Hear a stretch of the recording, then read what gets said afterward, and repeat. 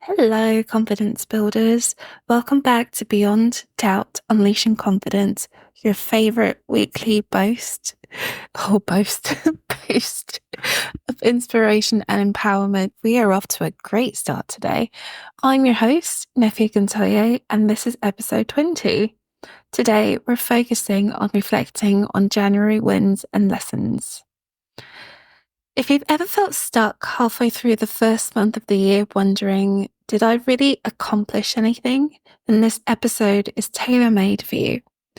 We'll discuss why it's important to celebrate even the tiniest of achievements, how to laugh in the face of slip-ups. Yes, I said laugh. And see, I'm slipping up right now. I can't even read the script that I wrote. So, and how to march forward with renewed optimism. Now, if you like a deep dive into everything we chat about today, don't forget to go to the full write-up or the blog post at nefewellness.com. So do check that out for more detailed insight. So, brew a nice cuppa, find a snug corner, and let's get started with some reflection. Trust me, this is the fun kind of reflection. No stiff upper lip required. Part 1. Setting the stage. January. The month of squeaky new diaries, fresh resolutions, and let's be honest, the leftover mince pies we insist on finishing before truly starting our healthy living plan. It's a month brimming with potential, but also loaded with pressure.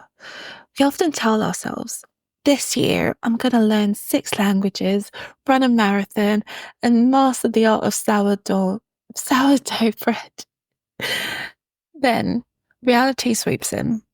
Maybe we only learn 5 words of French, jog around the block once, and burn the sourdough so badly that the smoke alarm wants an apology. Does that sound familiar?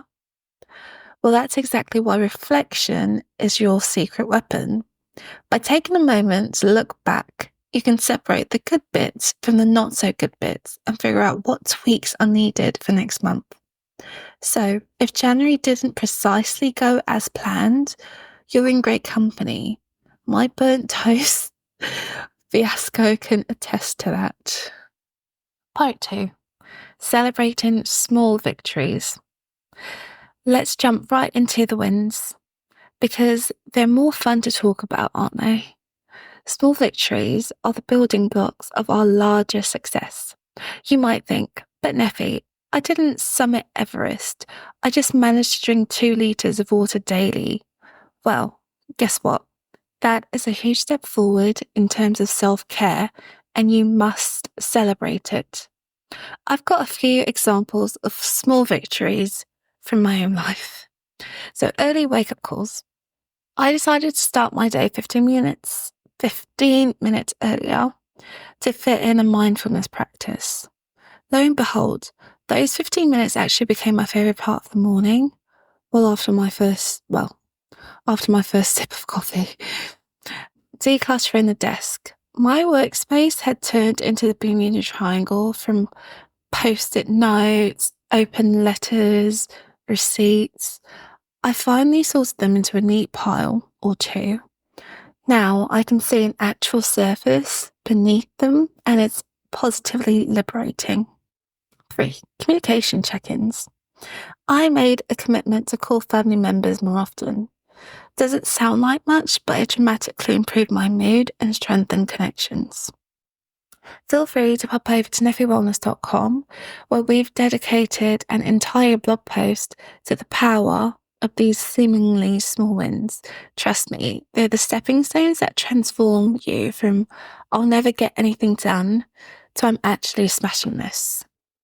Now, part 3, lessons from the tricky bits. Now, let's shine a light on those little oops moments. We've all been there. Setbacks, unexpected hurdles, or plain old disasters. I had one just last week when I attempted a new budgeting method, the famous cash envelope system. It was going swimmingly until I discovered I'd misplaced the envelope labeled groceries. Let's just say pizza deliveries became an unplanned but tasty necessity. What did I learn from that episode? Well, organisation is key. And also, it's probably wise to keep a digital login addition to physical envelopes. So, yes, it was a hiccup, but it was also an excellent lesson. Challenges, slip ups, or even face plants can be our greatest teachers when we dig into the why behind them. Here are a couple of real life examples I've seen floating around. 1. Project overwhelm.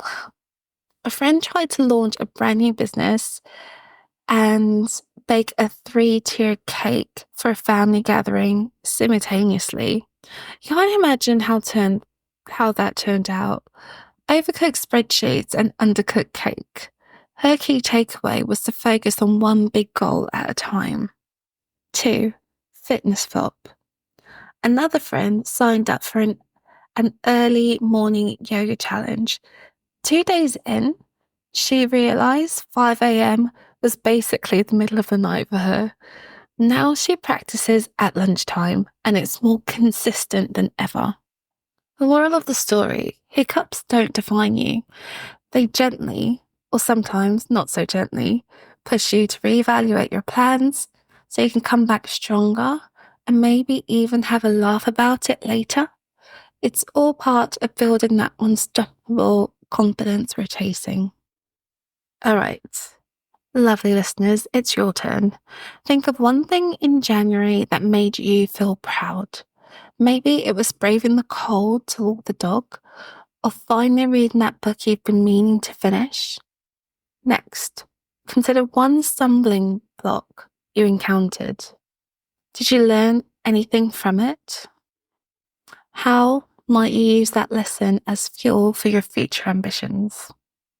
I'd love to hear your stories, positives, negatives, and all the in-betweens. Slide into my DMs on Instagram. Simply search Nefe86 or join our Facebook group, the Beyond Doubt community, where we collectively share each other, or cheer each other on. Sharing is caring, especially when it comes to building confidence. Oh, I forgot to say, that was part 4, me hearing from you. Now we're moving on to part 5, practical strategies for ongoing growth. I'm just having a great time today. Like, this episode is not going to plan. I've had like 2 months off, and then my last 2 episodes have just been like, oh, I'm feeling like this at the moment. Let me just share something. So I really wanted to have something well planned and organized today. And my words they're just leaving me. But done is better than perfect. That is one of my mottos. So I'm carrying on.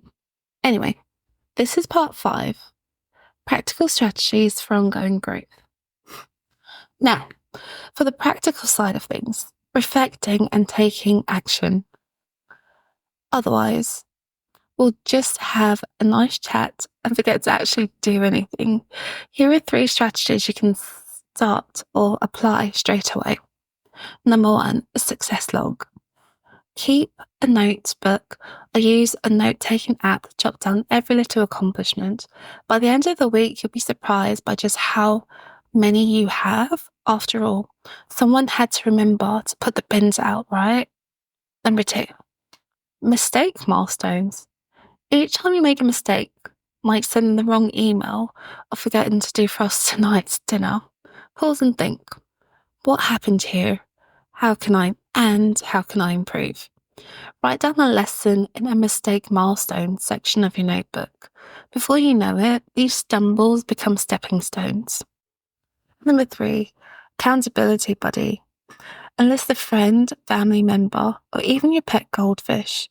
Though, let's be honest, the goldfish might not be the most talkative. Check in regularly to discuss targets, wins, and mishaps. Trust me, telling someone else you plan to do 20 push-ups a day makes you feel far less likely to skip it. For more steps or step-by-step guides on implementing these practices, be sure to read the extended blog post at nefewellness.com. We've got templates, prompts, and even some more real-life examples to keep you inspired. Part 6. Teasing next month's topic. Before we tackle our final segment, I've got a little teaser for you. Next month, we'll be diving into the theme of self-love and growth. We'll look at everything from mastering positive self-talk to creating an atmosphere where personal growth is not just a goal, but a lifestyle. And yes, we'll talk about how to keep loving yourself, even if you can't keep a houseplant alive, or even if you've eaten the last donut in the box. No judgment here. I've done both. So stay tuned for episode 21 and beyond, because we'll be ramping up the conversations on all things self-care, self-improvement, and my personal favourite, self-compassion. We've got some fun interviews lined up with surprise guests who've shared their own stories of growth in the future. Part 7. Common questions and a quick-fire Q&A. All right, let's talk about some quick questions I often hear about reflections, confidence, and personal growth. Number 1, why focus on small wins? They seem trivial. Well, the answer to this is trivial is underrated. Those tiny steps train your brain to see progress everywhere. It's like building a confidence snowball. Start small and watch it grow. Number 2, what if my January goals are huge and I completely fell off track? Well, no worries.